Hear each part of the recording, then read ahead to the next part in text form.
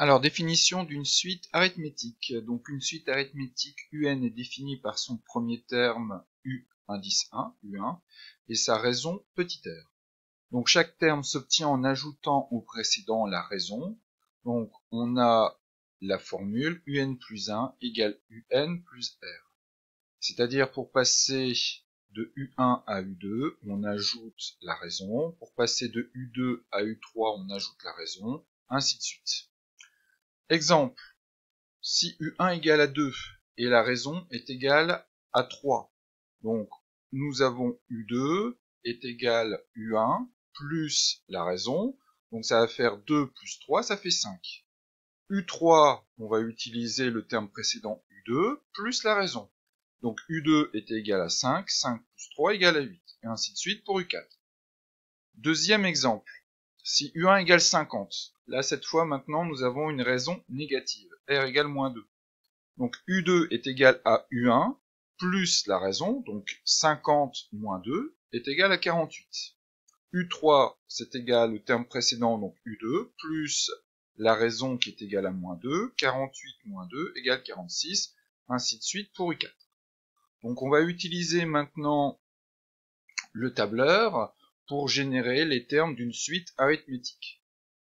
Donc par exemple, si U1 est égal à 2, donc là, ici, dans la cellule A1, j'ai mis 2, et la raison est égale à 3. Donc pour calculer U2, donc j'écris dans la cellule A2 une formule égale, donc le terme précédent qui est dans la cellule A1, donc je clique dans la cellule A1, plus la raison qui vaut 3.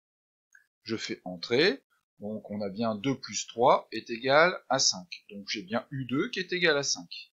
Et maintenant, si je veux générer les autres termes de la suite arithmétique, je me mets ici sur le petit carré noir et je recopie la formule vers le bas.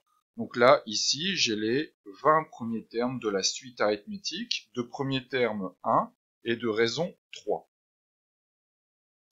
U20 est égal à 59, U10 est égal à 29. Donc maintenant, je vais essayer d'automatiser le tout. Donc ici, dans la cellule 1,1, je vais mettre le premier terme, donc égal, ici, le premier terme, donc qui est contenu dans la cellule D3, égal D3. Voilà.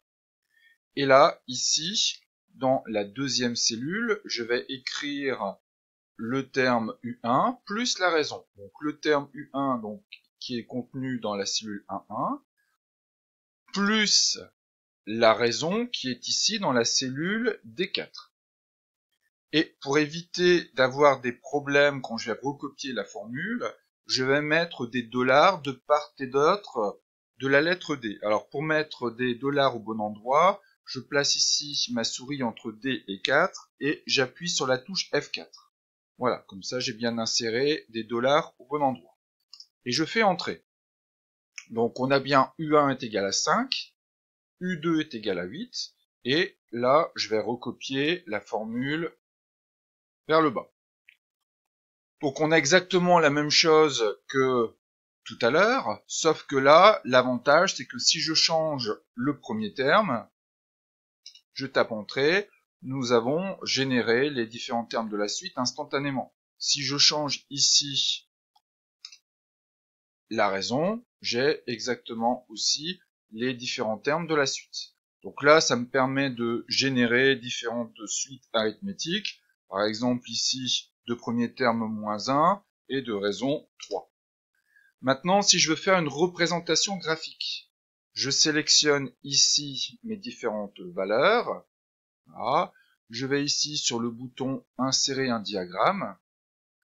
Ça, je remonte. XY dispersion. Et je vais utiliser ici ce bouton-là, point seul. Terminé. Là, ça, je peux le supprimer. Et voilà. Donc ici, je vais réduire un peu ma fenêtre. Voilà mon graphique. Et voilà. Donc je m'aperçois que j'ai bien ici les points qui sont alignés. Hein, Et donc là, la raison est positive, donc en fait, on a bien une suite croissante. Donc là, maintenant, si je change ici U1, je mets une raison qui est égale à 3, par exemple. Voilà, j'ai bien mes points qui sont alignés, et j'ai bien ma suite qui est croissante. Donc si j'ai une raison qui est négative, j'ai une suite qui est décroissante. Les points sont toujours alignés, mais ma suite est décroissante. Voilà.